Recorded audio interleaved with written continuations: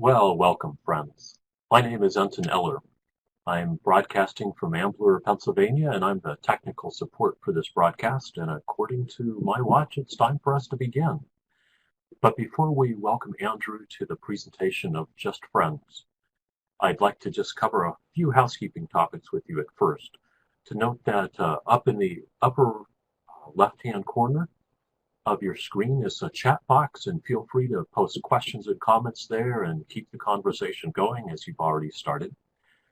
Also, right above me is a list of the broadcasts that we'll be bringing to you shortly. There's another one even just tomorrow, so be sure to scroll that window down and take a look at what may be coming up and to register for these broadcasts at www.brethren.org/webcasts, and we'll be sure to make sure you get the login link and get you included. And then also, for those of you from the Church of the Brethren, I'll be sharing instructions on how to obtain continuing education units for your attendance live with this webinar. And so stay tuned at the end for that, and I'll be sure to get that information to you. But without further ado, I'd like to turn it over to Stan Dewick from the Mission and Ministry Board. And Stan, why don't you introduce our speaker for today and our topic? Thanks. Thank you, Anton. It's a pleasure to be here once again this afternoon, and we welcome and give a hearty welcome out to everyone that is here, wherever you are connecting from around the globe. We want to welcome you to this webinar titled Just Friendship. In this webinar, we will discuss the nature of relationships we seek to build with people in low-income areas. We will explore how the virtues of justice and hope may be expressed within these relationships. The presenter for today's webinar is Andrew Grinnell. Andrew lives in East Leeds, having moved there with family and some friends in 2006. They live in East Leeds seeking to be good neighbors with local people. Over the years, Andrew has been involved in developing initiatives across Leeds that seek to address poverty and inequality. He is currently helping to establish Leeds Citizens and is project manager for Leeds Poverty Truth Challenge. Andrew is a teacher and trainer, and Andrew is a research student at St. John's College, a college of the University of Durham in the United Kingdom. And so it is my pleasure to present to you and to invite Andrew to share with us today. Andrew, thank you.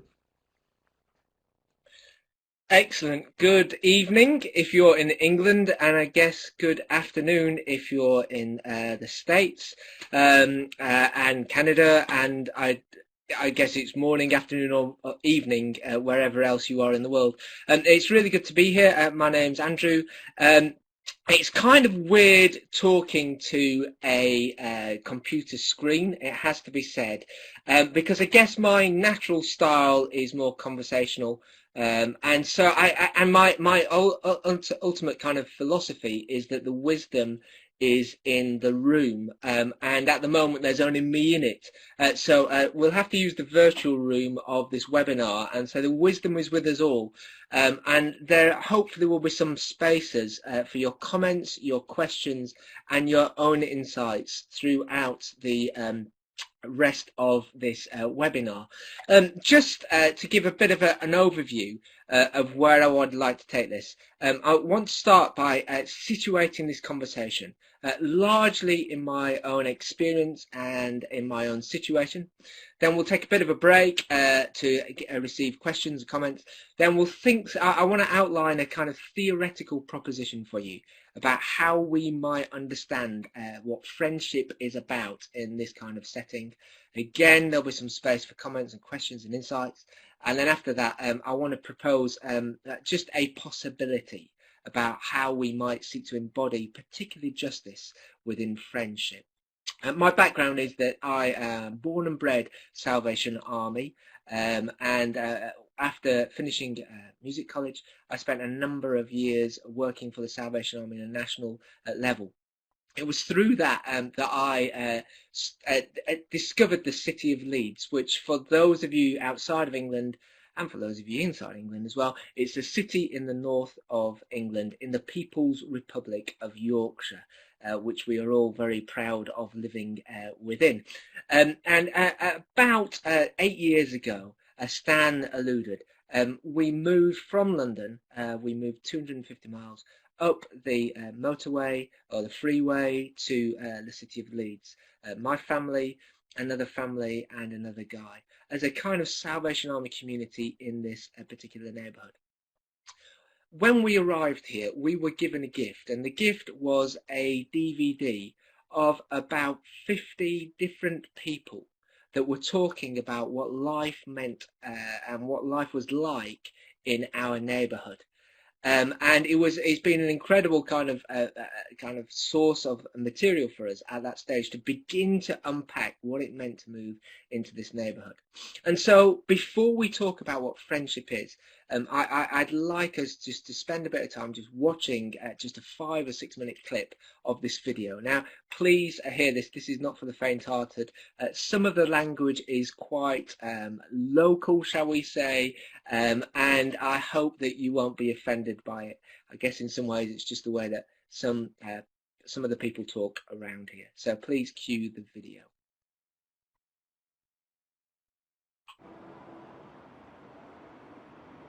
About 20 years ago, this place, people did not want to move out. Once they start getting some maybe bad fundings, the place started going down, and its crime started going up. It didn't start with criminality. It started with knocking down the buildings and leaving us with empty spaces where rubbish and rubble and cars were burnt out. They closed the post office, they closed the shops, they knocked down the schools. The government, whoever made the decisions for this area, took our community away. I used to live here 18 years ago. There were no coloureds, no Asians, and you could leave your doors open, go shopping into town.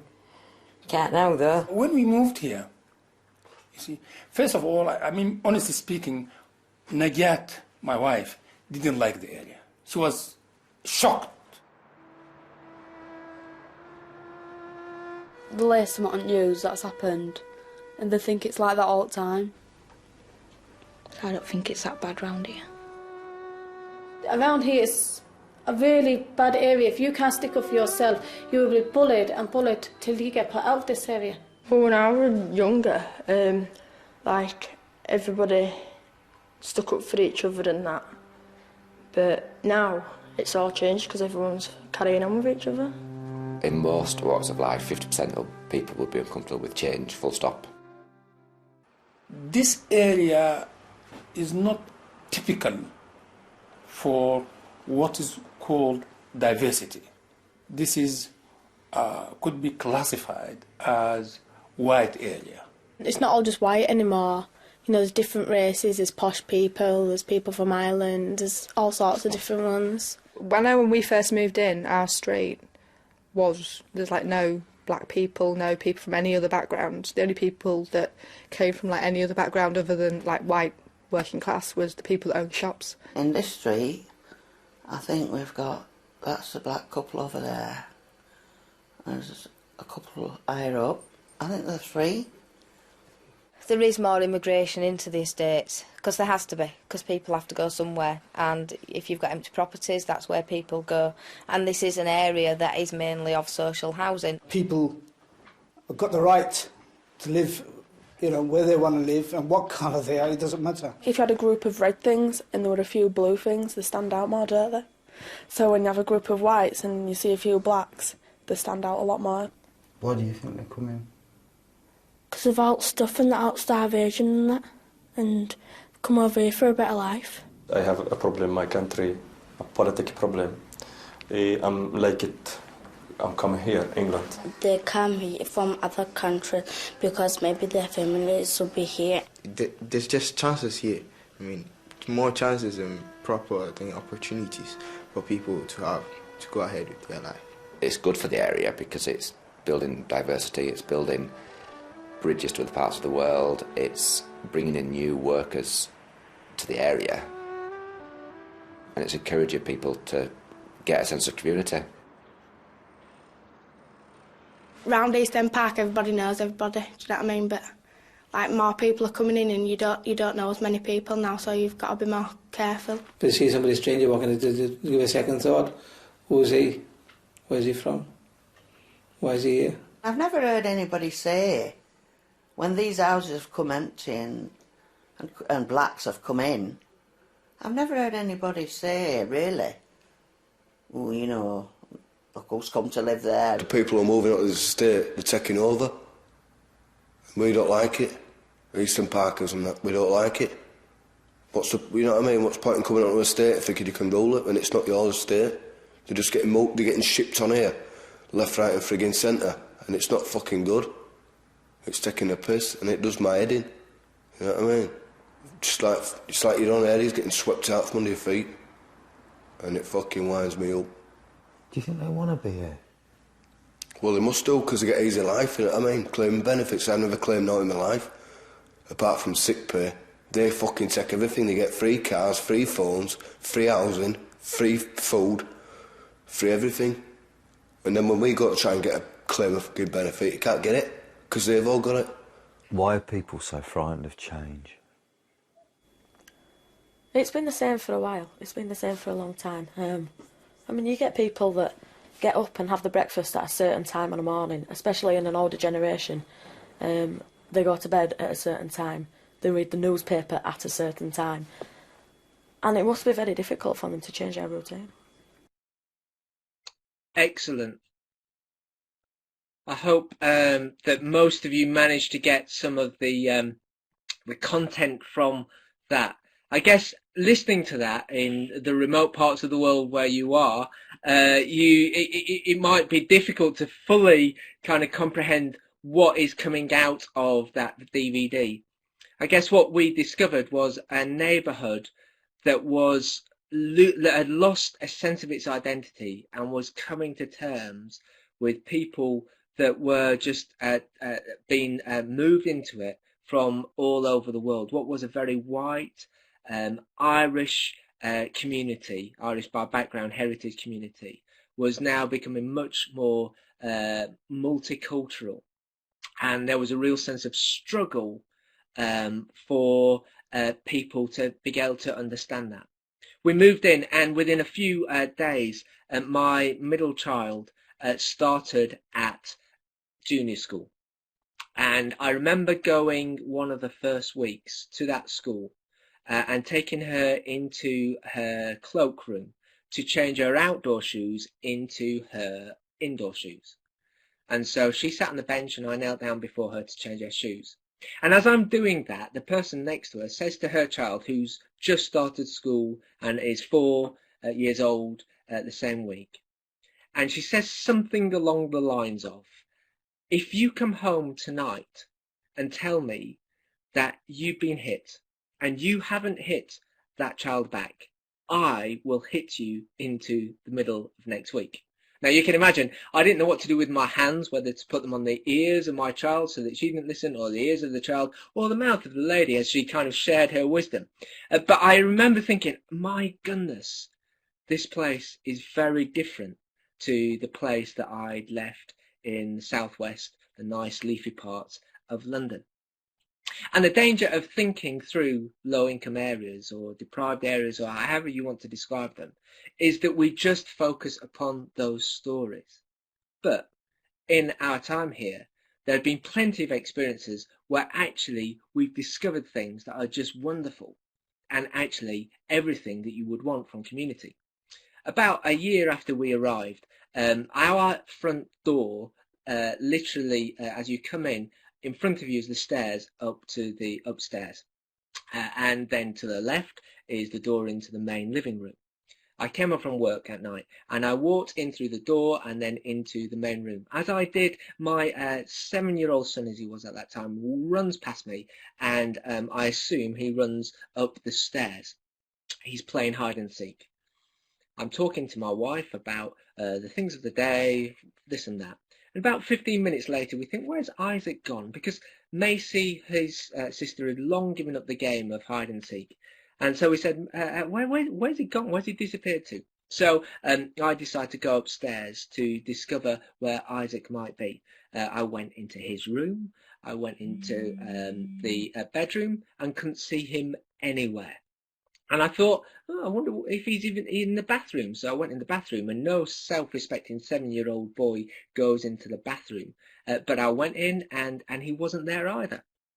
At that point, I start to wonder, well, maybe he went outside. He didn't come upstairs after all. So I went outside and looked around the house and couldn't see him at all. We started to worry a little bit because he was 7 years old and we'd not been there that long. He didn't know many other people. So we thought, we wondered if he's gone up to the little park at the top of our road. Go up there, can't see him. And so then I ring the other household that had moved with us to find out if he'd gone there. They'd not seen him. It's at that point that you start to think, where has Isaac gone? Has he got lost? Has he been taken? What has happened?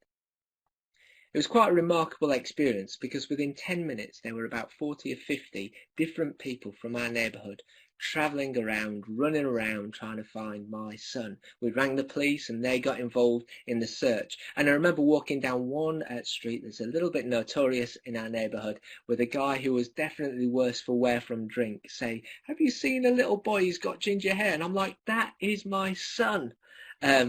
Anyway. We're looking for a while, and as I went past the police car, I hear that it come through the radio that he'd been found. So I ran home to find out what had happened. Evidently, what had happened was the police lady that was talking to my wife said, do you mind if I just check upstairs that Isaac isn't upstairs? And as she ran upstairs, she saw Isaac coming back down. Apparently, when you open a door, and there's a cupboard or a chest of drawers or whatever behind it, there's a little kind of area like that, a little triangle area where you can't see because the door is pressed against the chest of drawers or the cupboard. And Isaac had hidden there and fallen asleep. You can imagine, we had moved to our neighbourhood to involve ourselves in what God might be doing in the neighbourhood. And the first full-scale thing that we really launched is a search for my son, who happens to be lost in his own bedroom. It wasn't a great way of starting life here. And I remember going down the street to a friend of ours who'd been really great at getting people involved. And I said to him, you know, I'm so sorry. And he looked at me and said, Andrew, round here, when a kid's in trouble, we all come out to help. And it struck me at that point that we can often think about the negative experiences of neighbourhoods like ours and the negative stories in neighbourhoods like ours, like happened in the cloakroom with Macy. But we often don't celebrate as well the positive stories and the positive things that come out of our neighbourhood. And so as we've sought to be good neighbours in this neighbourhood over the last 8 years and build relationships, we've seen some great things happen because of some of the immensely brilliant people that already live here. We've seen some difficult stuff happen and been involved in that too. But we don't build relationships with just anybody. We seek to build relationships with people in this neighbourhood. As Stan said, I am partly a researcher in Durham.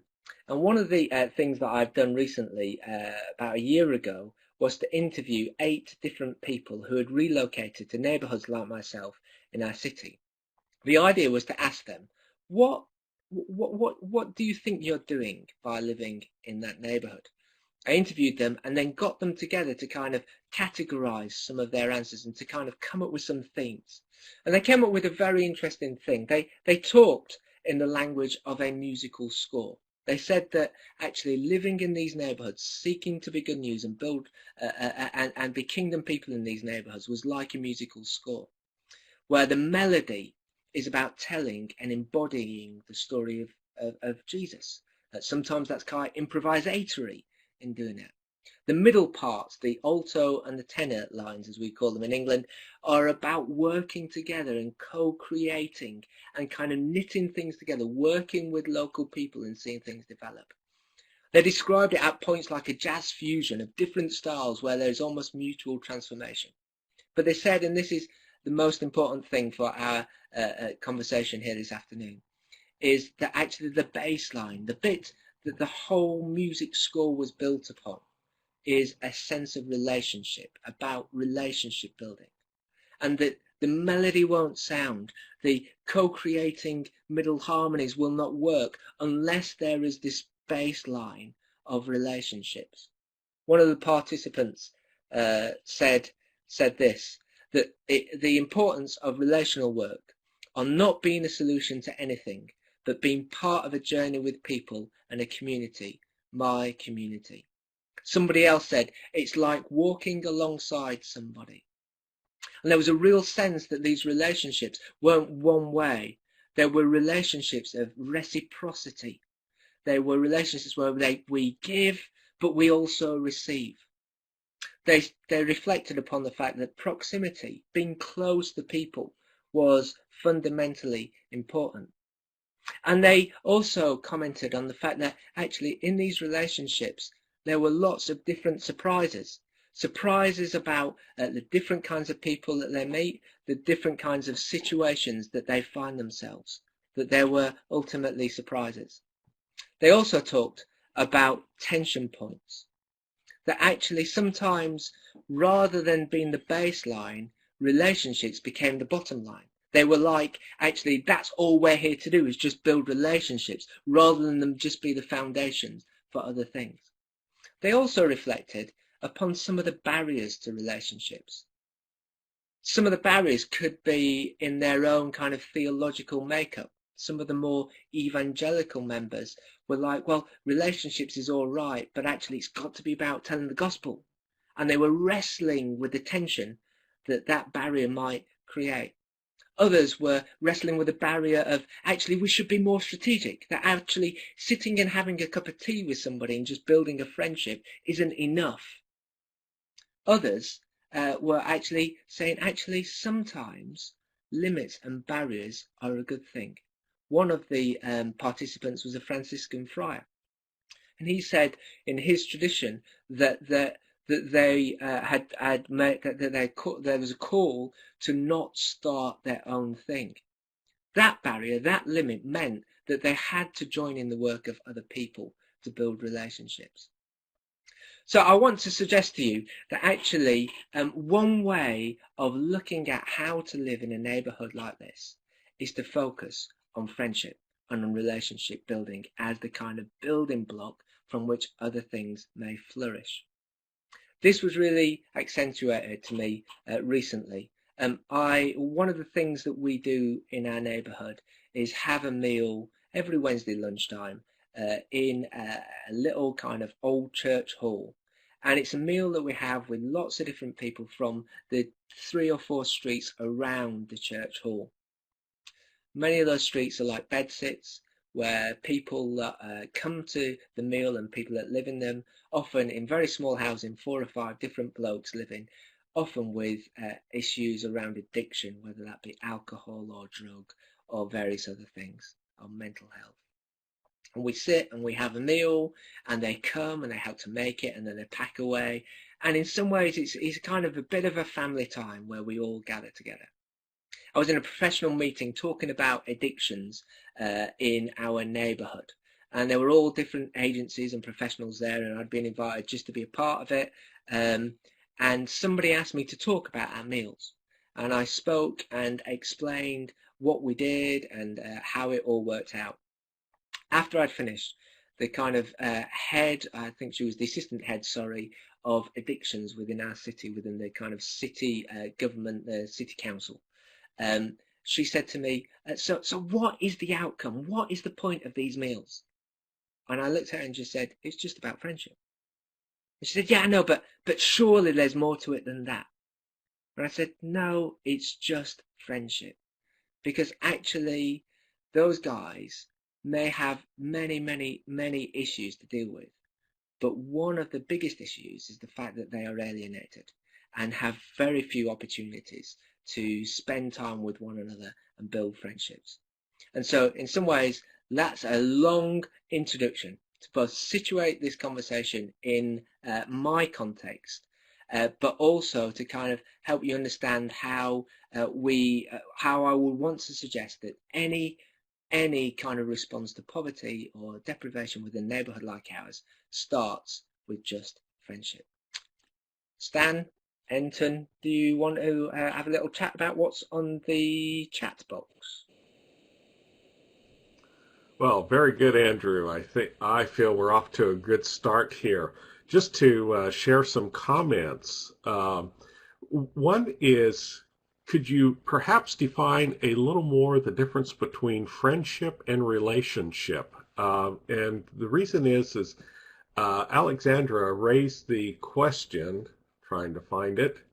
It says, I like the idea of friendship instead of relationship because we often talk about relationship with people who might not actually want to be friends with, but we want to have a relationship as a way into their lives. Yeah. Would you say a little more about friendship and relationship and what that might mean for us? Yeah, I mean, the danger is that we use the two terms interchangeably, but I think I deliberately use the word friendship because friendship seems to have more mutuality to it and more reciprocity to it. But also, I mean, if you look at Aristotle and his understanding of friendship, there is also a public dimension to it. I think the very first slide had a picture of friendship with two people kind of hugging one another in the kind of classic Friends television show way. But I want to suggest that actually friendship is that, but it's so much more.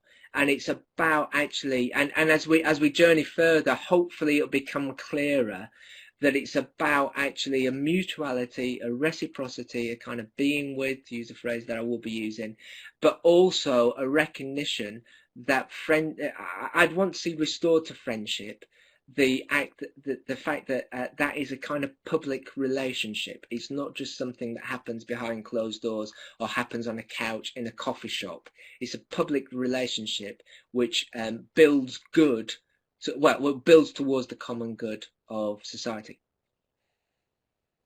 Yeah. People also got into that comment that you made about this process involving that jazz movement, and it is, people seeing ministry and community as being a four-part harmony is what Anton commented on, and so how does that play out as time develops, as those friendships begin to become established and develop in multiple ways? Ooh, that's a very good question, and it plays out in both discord and concord. So in terms of concord, I think it's the way our approach here was, and this was easy because none of us were paid to be here. We were all kind of. And the reason why we weren't paid to be here was because we refused money, because we basically said, actually, at first, all we want to do is listen to people and hear what's going on, and then join in with what is going on. And we didn't feel that we should be paid to do that, really, and we should find other means of financing. But what that meant was actually we discovered people of peace, people of hope. We discovered gatekeepers to our neighbourhood, caretakers. We discovered people that we could work with and work alongside. So I remember very early on going to the youth service, which is the kind of government-run youth team in our neighbourhood, and we just said, look, we're into youth work, we'd like to help. And that has flourished into some really great. One of my closest friends now is one of the youth workers that we met at that time, and we have been able to do things really positively together. So there's been concord, but there's been moments of real tension where you are like, am I stepping outside? Almost at points, am I stepping outside of things that are legal? But am I stepping outside of things that are appropriate for a follower of Jesus to be involved in? And I think the 8 years has been a real crash course in Christian ethics, in the sense that you are constantly thinking, how far do you push these relationships? Where do you go with them? And how do you be both salt and light? Salt needs to touch the community to be different, but it also needs to be light. We also call to be light as well. And so you're constantly renegotiating the Christian story in the context of where these friendships take you. I hope that explains something of what we're about. Let me get to just one more question here, and Mike Piers shares great stuff, Andrew. There's a lot of pressure to do more than friendship from all kinds of places. Should we be happy just to remain in friendship without feeling that we need to see particular results or outcomes? Mike, hold that thought, because I think that might become more evident as we go along. I think that is a really important point. The one thing I would say now is the danger of using any terminology like friendship is that we see it as static terminology. Friendship is dynamic. I am constantly changing. The person that I'm building friendship with is constantly changing. Our relationship is constantly changing and constantly morphing. So there will be times where it is more generative than others. Yeah, and that makes sense for that jazz metaphor as well. So, well, I'm going to step aside so you can continue sharing your presentation. Fantastic. I said that after kind of situating the conversation, I'd like to offer a theoretical proposal, and I hope this helps build on some of my comments from there. Sam Wells is a lecturer. No, he's not a lecturer anymore. He's the rector of St Martin's in the Fields in London. And he, throughout his career, has been involved in a number of different areas, different neighbourhoods, in deprived areas, both in the UK, in the north, and in the east, and up until quite recently in Durham, North Carolina, when he was the dean at Duke Chapel.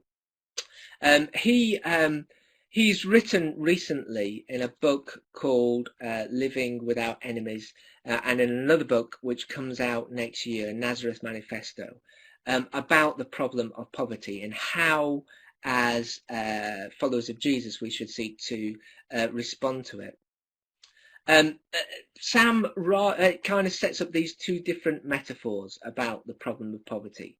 He says that often our understanding of poverty is seen as deficit or lack.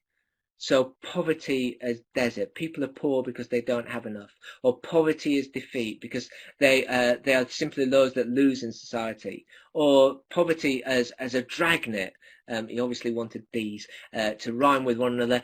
So poverty is a kind of a trapdoor, like a cat flap, that it's easy to fall into, but impossible to get out of.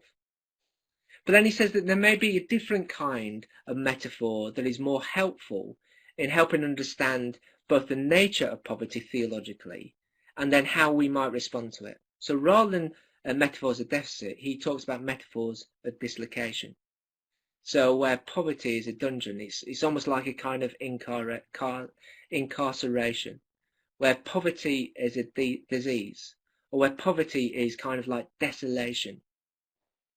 And in many respects, that kind of picture is preoccupies less with the causes and more with the symptoms. It perceives geographical, social, and economic isolation. So rather than seeing poverty as a deficit or as a lack, he says that we should look at poverty as dislocation, being alienated from one another. He then goes on to talk about God, which is always a good thing to do with theology. And he talks about the fact that we talk a lot of that God is with us. And that is a phrase, an action of God that is right throughout salvation history, that God is with us. Emmanuel, God with us. And he says that actually maybe we should focus our response to the dislocation of people's poverty with reflecting upon this God who is with us.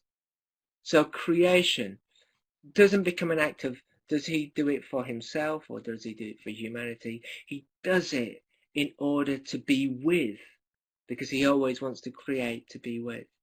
He talks in the book, A Nazareth Manifesto, that comes out next year, that we shouldn't talk about the atonement. We should talk about the re-withment.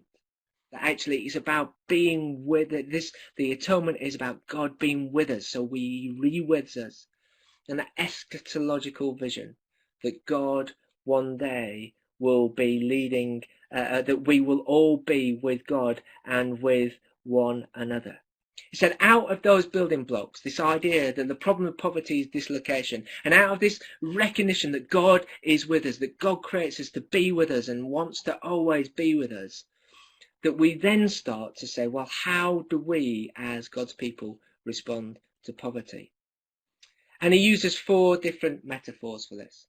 The first is the idea of working for. Let me explain what that might mean. If I were to leave my house and go into the centre of Leeds and discover a homeless man, I might walk over to him and sit and talk to him and ask him, why is he poor? Why is he homeless? What does he need? What would he want to see happen? In the working for model, what I would simply do is go away and do that for him. Maybe set up a hostel or do whatever. So we would start to work for those people. Sam Wells says that that kind of working for model dominates contemporary notions of welfare, where it leaves the rich and the poor pretty much where they started off, as strangers to one another. We work for people. The second idea is this idea of being for.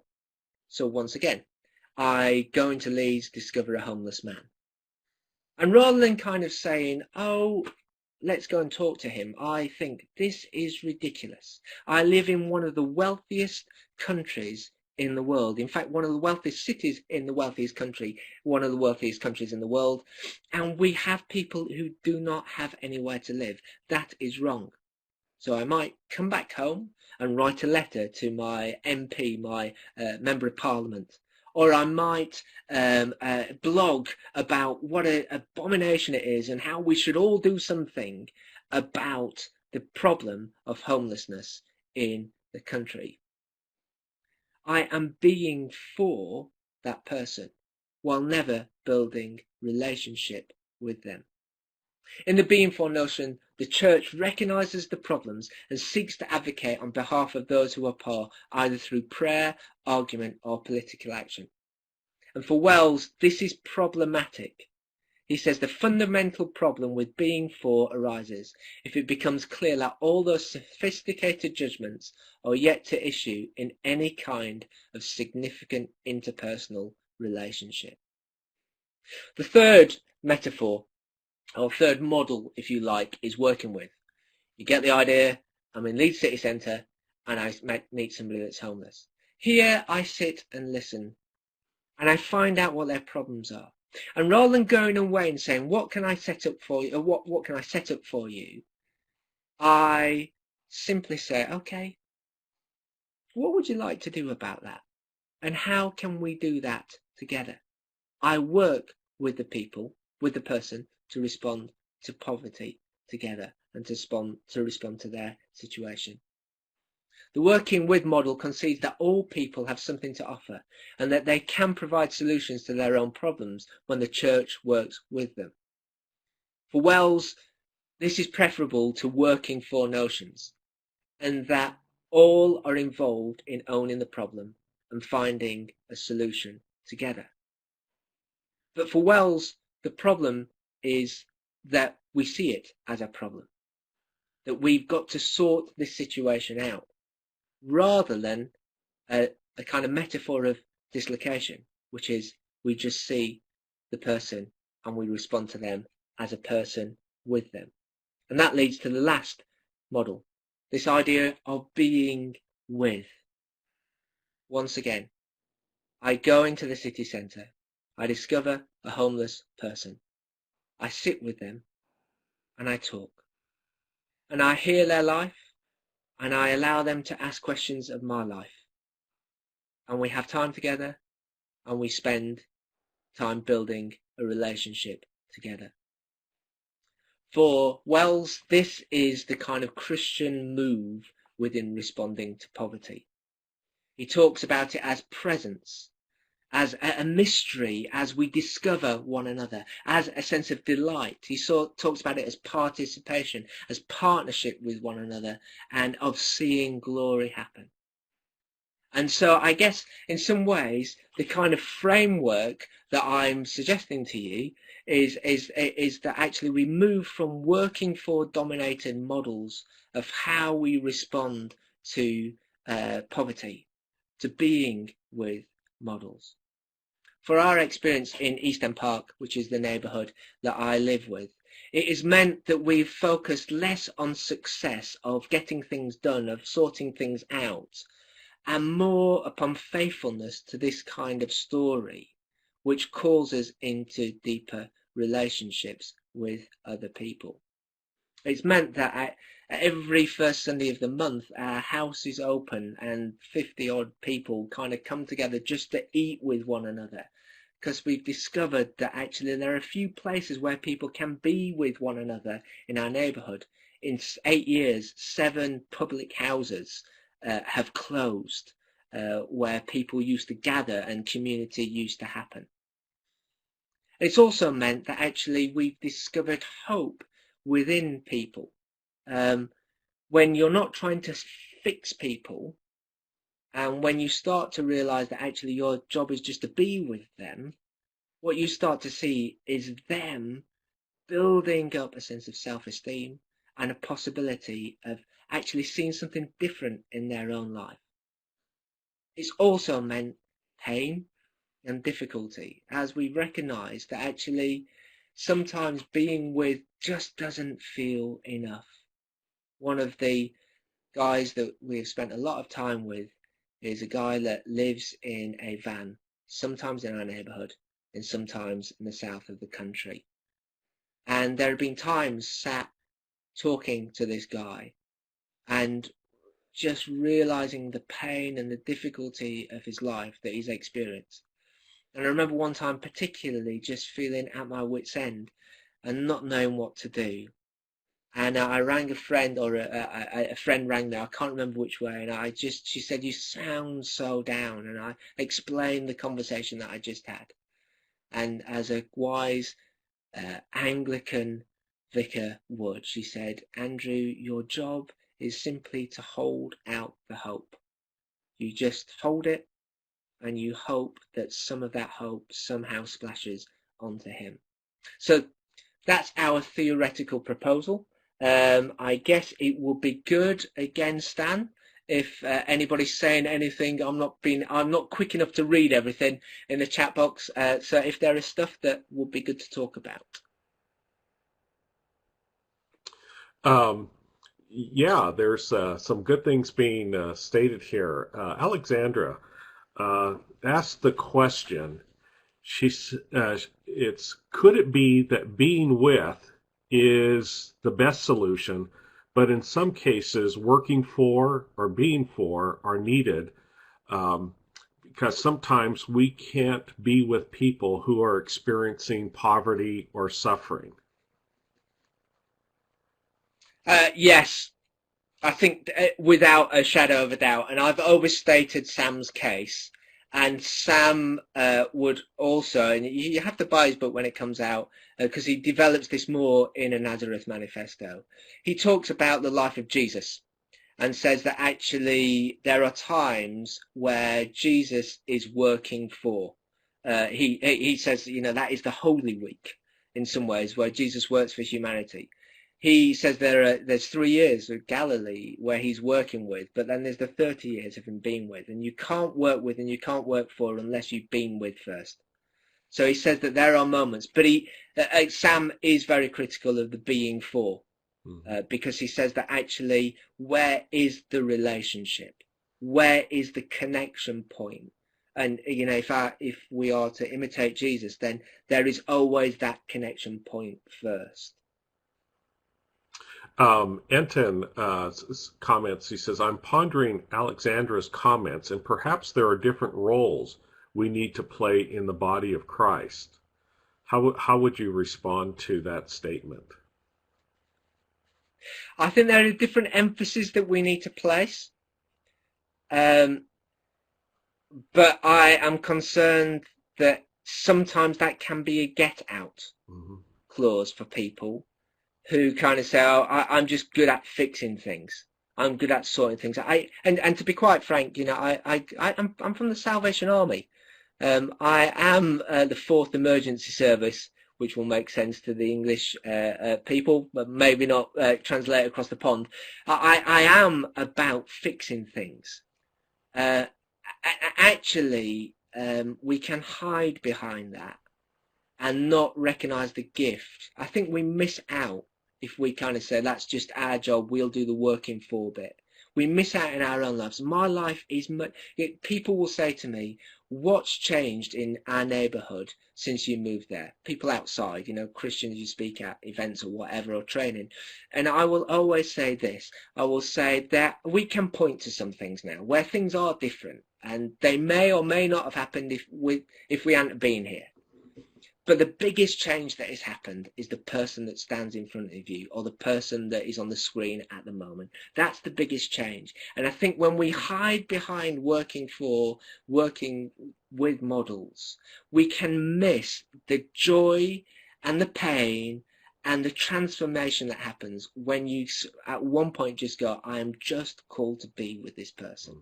And so I wouldn't want to divide it into you do this, you do that. I would always want to say, when you are with people who are so different from you, who experience life in a different way, that calls forth out something of you which marks you for the rest of your life. And in my experience, it's challenged me to be a bit more like Jesus. Yeah.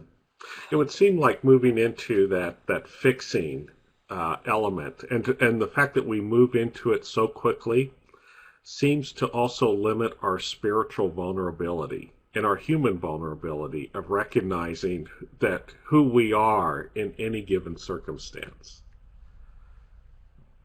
Yeah. Mike Pierce makes the comment, he says, these ideas are important to understand, especially for people engaged in mission.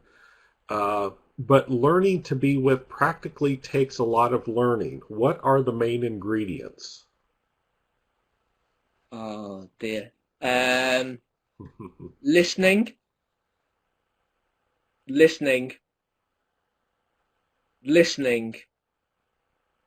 and listening. I'm absolutely convinced that I have learnt more by keeping my mouth shut and disciplining myself in that. And that is a spiritual discipline for somebody like me. I used to go to, well, I still do go to neighbourhood meetings, and for 3 years I didn't say a word because I knew I just had to listen. And I think it starts with listening. Then I think from that listening you develop a kind of you seek an openness of heart and an openness of hand and an openness of eyes. And by that I mean that you have an open heart to recognize God in the other person. You have open hands to recognize the stuff that you have is not yours, but that it's there to be given. And that open-handedness is about hospitality for us. My wife is naturally very hospitable. That is who she is. And actually doing this together, I've learned to be hospitable, not just in our house, but in the street. What's it mean in a neighbourhood where people don't say hello to each other, to actually be the person that says hello? And I think it's this. I think for me, it's the small intentional acts that actually help to create this sense of what being with means. It also means that we learn how to retreat outside of the context, that we don't see that as somehow wussing out to use a kind of English colloquial phrase, somehow kind of just avoiding things or escaping. But we see that as part of an intentional rhythm of life that mean that we can learn more and more to be with. Yeah. Mike, there's quite a few comments around this. Mike also shares, it seems that in the West we are hardwired to see problems and fix people, and I think we need to detox from this. Sarah makes a comment, I agree that being with rather than trying to fix is really important, but it's really hard. And Alexandra comments, I like the idea that we need at least 30 years to connect with people before we do anything. That says something about our capacity to be patient and to be able to discern what God might be doing in the context of our neighborhood. And gosh, there's many stories in the scriptures about impatience. What have you learned from that sense of our impatience? And as you mentioned, just going to those meetings, for 3 years and just sitting and listening. What are even some ways to perhaps help us through that? When we're tempted to fix, what might be a cue or a practice to say, resist this, sit, listen, and reflect? I've hinted at some of them. I think retreat is a part of that. Okay. And silence, the practice of silence, and a kind of rhythm of prayer really help. This could sound really arrogant, and I hope it doesn't. I really believe that I can fix everything and sort everything out. The act of prayer every morning for me reminds me that I'm in a story that shows that I'm a liar if I believe that. Does that make sense? Mm-hmm. Yeah. So actually prayer, that's really helped. I think as well, I think you recognise, one, this is a marathon and not a sprint. Mm-hmm. So you have to, we came here when I was 33. Our children were 6, 4, and about 8 months. And we said we are here until our children grow up and leave the home. Now, they may never do that, so we could be here for a long time. But I have to say this now. I feel that we've just started and that we are really just beginning to start to really understand what's going on and to start to see some shoots growing around the place. And one of the things that's been really vital for me is a lady called Mary, who is a local person who is my conscience. And she will tell me if she thinks I'm trying to push too hard. But I also think of her before I say anything or do anything and think, what would Mary think of me doing this? It's kind of a WWNT kind of thing. But I know that if I can look Mary in the eye and say, I did it with the best intention, then I'm all right. I think the other thing that I'm just working, this is a work in progress, is I think we get so stuck, or I get so stuck, on doing the right thing. And I'm just not sure that's helpful language anymore. Because it's like, oh, right, I now heard we've got to wait. Yeah. So I've got to do that right, because if I don't do that right, it's all going to go wrong. God's mystery. God does what God does. And I think we're probably better trying to say, what's the good thing to do? And how do we find goodness here? How do we join in with what God is doing? How do we recognize that God will do what God is doing regardless of us? That's actually released some of the pressure, and actually to be very wise in who you talk with outside of your neighborhood about what you're doing there. Yeah. and to get good counsel that understands and that isn't kind of going, where's the outcome? What have you done? How many people are in your church or whatever? You know, get away from those conversations as much as possible, because they do very get into your psyche and say, actually, we're meant to be, you know, we're meant to get to outcomes. We're meant to get to fixes. Does that make sense? Sorry, that's a long-winded answer of a lot of things. It's interesting, you know, that you use kind of an imaging process. You know, what would Mary do? And that is a very emotionally healthy thing to do. It's also and spiritually healthy as well. Anton asked the question: has it become easier as you live it and listen? That being with. Oh, what no. Rubbing the forehead mean? It means I want to say yes. Uh-huh. But I don't think it has. Yeah. Because we get deeper into pain, and that's a dramatic word. But our neighbourhood and its people, as many other neighbourhoods and many other people, are in pain. Mm-hmm. And when you see the rawness of pain, you experience their pain, and then you experience your own pain.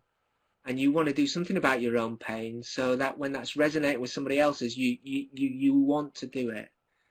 So I think that on one hand it's got harder because the issues feel rawer. Mm-hmm. On the other hand, paradoxically, it's got easier as well. And it's got easier because I think we have better language now to explain what we're doing. I think I will say in the next bit that I'm not entirely convinced by Sam's categories, mm-hmm. but actually he has given us some language that we all need to be able to say, right, that's what I'm doing, and I am comfortable that has a theological root and an expression. Mm-hmm. Yeah. Mike Piers shares a resource. He says another helpful book on this kind of approach is David Oxberger's book, Dissident Discipleship, A Spirituality of Self-Surrender. And then Sarah makes a comment, maybe to fully realize that trying to fix comes from arrogance, and being with comes from a place of humility and reality. It would seem too that unless we have that being with approach as kind of the foundation from which we work, that it's impossible to see the positives or the assets out of which any situation may develop. Whereas if we're always in that working for, we automatically go to what is the problem here and let's fix it. And so nothing generative really takes place, is what I was hearing you say. Nothing generative takes place. Whereas in that being with, something generative takes place because everybody is involved in working towards a solution. Yeah. And that's definitely where I'd like to move on to. Is it all right to move on now? Let's do. Yes. I'm sorry.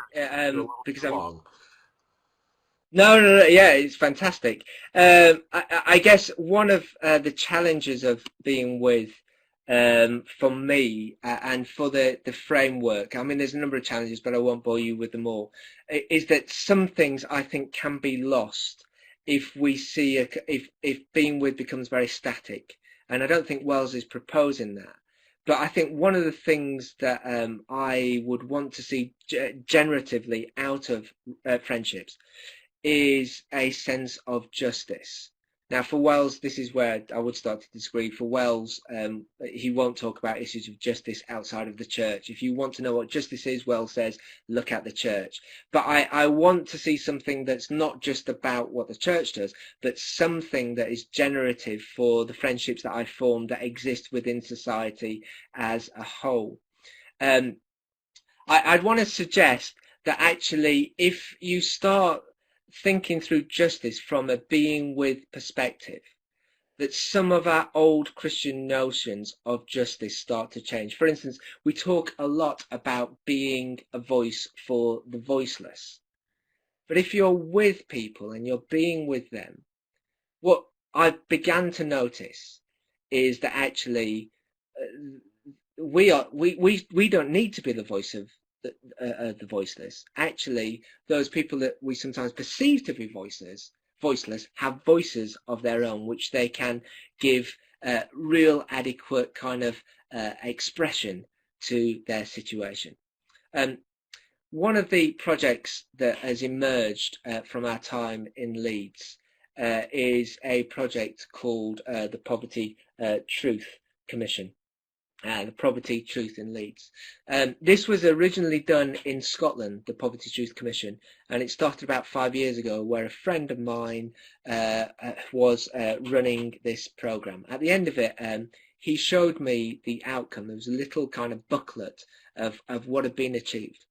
Basically, what had happened was he'd taken 15 people who directly faced poverty and got them with 15 of the kind of civic leaders within Scottish society, big leaders in Scottish society, including people like the Deputy First Minister for Scotland. And for 2 years, the people facing poverty, the testifiers, and these civic and business leaders got together to explore some of the issues that were being raised through the testimonies of the people. And it struck me that this was a way of kind of taking some of the wisdom that I'd heard from my neighbourhood, from what people were saying, some of the heartbeat that wanted a different neighbourhood and wanted things to be changed, some of the insight of actually where people have been done to, and some of the insight of actually how things could be different, and bringing it into conversation with the people that make decisions within the city. So, having heard of the Poverty Truth Commission, I invited my friend down to come and talk to a few different people in Leeds who I thought might be interested. And then I just, he went back to Scotland, and I left it for 6 months just to see what happened. And then due to the leader of the government in Leeds, the leader of Leeds City Council, and the chief exec of Leeds City Council, they made a statement that in the partnership boards of the council, there should be new approaches to poverty. Sat in one of those partnership boards were 3 friends who had all heard Martin talk about the Poverty Truth Commission. And to cut a very long story short, from that moment on, we started to gather 15 testifiers to tell their stories and begin to gather 15 civic and business leaders from Leeds to join them in discovering a little bit about poverty. The clip you're about to see is taken from February the 6th this year, where our testifiers began to talk just a little bit about their stories in Leeds Civic Hall. About 250 people are there, 15 of which are the specially invited civic and business leaders. If you could show the video, Anton.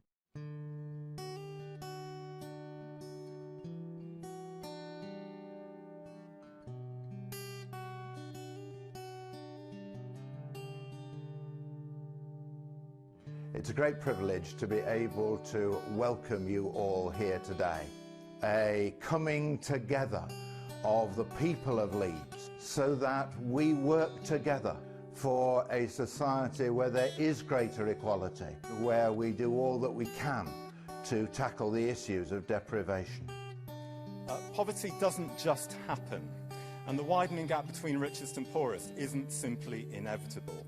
We in the Challenge don't have any clever ideas about how to address poverty. Our big idea is simply this: no lasting social change happens without the people who suffer under the status quo taking a lead in bringing about the change to that status quo. I am a survivor of street prostitution, I had to give up trying to better myself and show my kids that we could turn our life around, as I had to stay at home and parent my son now alone. A lot of people around us were really hungry. The people I said good morning to every morning were hungry. I was searching for work. Others are being starved whilst looking for work, unable to look for work. You then call us lazy whilst being starved to death, creating a bubble around job seekers who are going through real poverty in such a rich country. I'm an alcoholic. It's not important how I became one, but I drank and used drugs. No one says it out loud, but we all think it. I wasn't meant to come out of that alive. If anyone knocked at the door, I wouldn't even answer it, because I was so nervous and frightened where I was living. Lack of finance is one thing, but lack of understanding and truth, looking at the bigger picture, is another thing altogether. We're not here tonight about quick fixes, but we're looking to see how things might change in the long term. So the challenge brings together experts by experience of poverty and people we've called civic and business leaders to see what might happen when their resources, experience and wisdom are combined. That's the gap that the challenge aims to work in.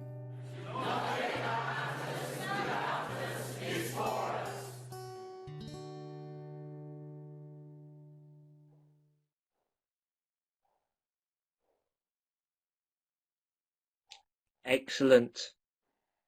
That last phrase that you may have heard, nothing about us without us is for us, is taken, I think, from the States originally, but definitely used in the Truth and Reconciliation process within the South Africa 15 years ago now.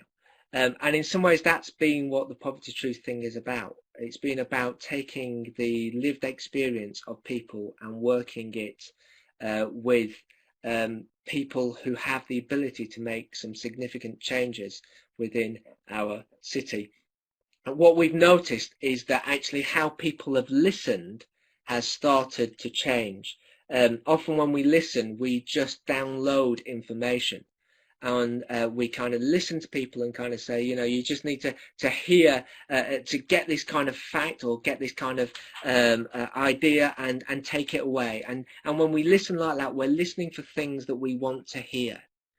And what we've tried to do is say, actually, can you create a space where people who have experience of poverty are able to push through that a little bit, to listen at a deeper level? The second kind of level of listening is about factual listening. It's about when you hear some information that causes you to think and act differently because you've heard it. It's not something that you're listening for that you know, it's something that you hear and you kind of go, that really changes my understanding.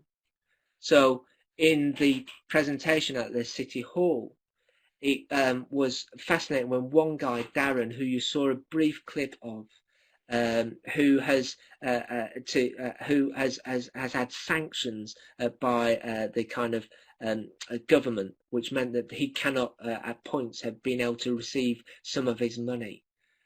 There was a massive kind of shift for a bunch of people within the room. One person was a filmmaker and said she'd never heard that that could happen and wanted to make a film based around a number of people like that's his testimony because it was a new bit of information. The head of the benefits organisation that distribute money for Leeds to people like Darren said to his frontline workers, sometimes don't lead with your head, lead with your heart when you hear the story of a person in front. Factual information causes things to change. But we wanted to push even deeper than that, to get to empathic listening, where people really connect with one another on a deep level. Before that presentation, for 6 months, we worked with these people, the testifiers, to get them to tell their story, to understand their stories better and to learn from one another. And there was one session early on where Zaid, who is a person seeking asylum within England, he's from Ethiopia, shared his story, and he talked about the different barriers that he'd faced. And around the room of testifiers, they're all nodding and crying. And even though many of them hadn't experienced the same barriers, they understood implicitly what he was saying and felt empathy towards him. And then now, as the civic and business leaders and testifiers work together on a number of issues coming out of the story, we've seen empathy. A senior kind of businessman in Leeds who is a property developer, kind of being able to say to one of the testifiers when she talked to him and explained something the other week, "I'm overwhelmed by your story. I could not possibly cope with this. I don't know what to do." And what's been amazing is that empathy's gone in both directions. The head of benefits in Leeds City Council was sharing some of the problems in his job that stop him from being able to do what he thinks is the right thing to do. And one of the testifiers said, "I couldn't do your job, but thank you for doing it." So you start to build relationships where empathy over issues of justice can be discovered. Then finally, we move towards the generative. And here we are starting to see some new things emerge. So within our stigma group, looking at the stigma of poverty, we're beginning to identify what are the barriers that stop people being able to move on and to be able to break out of that stigma. And together, the groups are beginning to identify what really are the issues and how they can best work towards a new response. In the kind of group that's looking at the relationship between mental health and poverty, they're recognizing that some of the ideas are right, they're good, but actually they're often in the wrong place. And we're beginning to get to think through, well, how can we bring the wisdom of all together? So what I'd like to say is that actually I believe that being with is the starting point, and that being with is, in my context, is about living in my neighbourhood and discovering friendship and discovering wisdom. But out of that, you can start to generate new things. In the case of this, we generated a program which is really about people from different parts of society getting together to be with one another. And in the process of those relationships, as they listen to one another and understand, they begin to develop new things. I guess all this leaves me with 3 questions, and with these 3 questions I'll finish. What if we were able to be with people and create places where a new kind of conversation can happen, where the old battle lines are erased and a new script may be written? What if we were to be with people and move the starting point of conversations about poverty from being about a new theory that needed to be tested, but towards a movement of people who could articulate from their experiences what poverty is, and they could stay in the conversations long enough to help generate responses?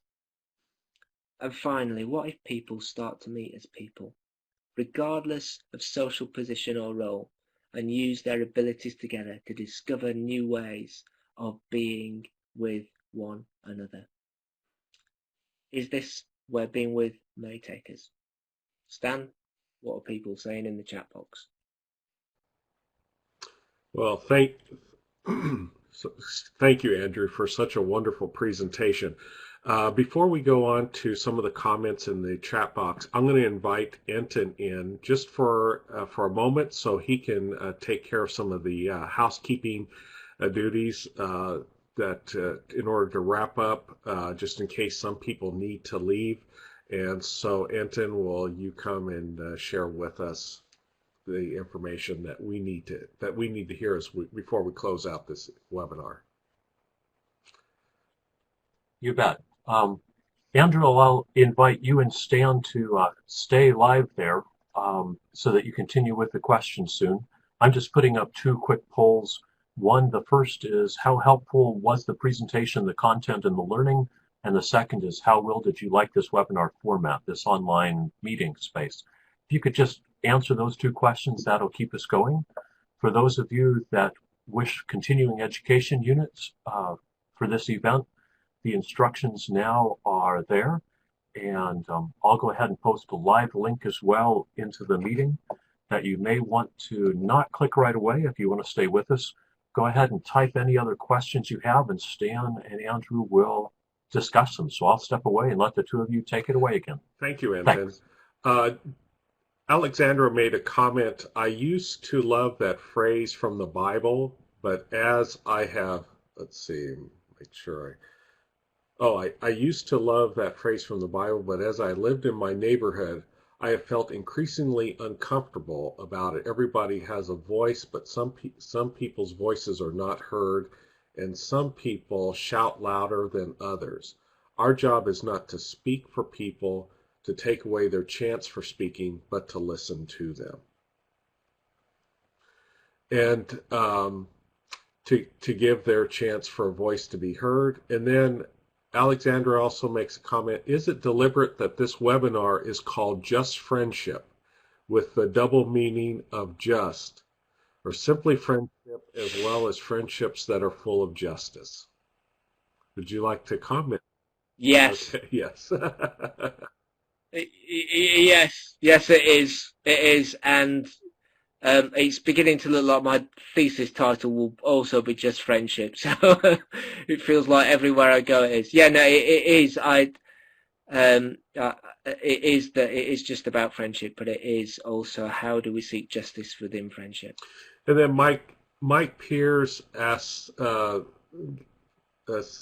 passes along a thank you for your presentation.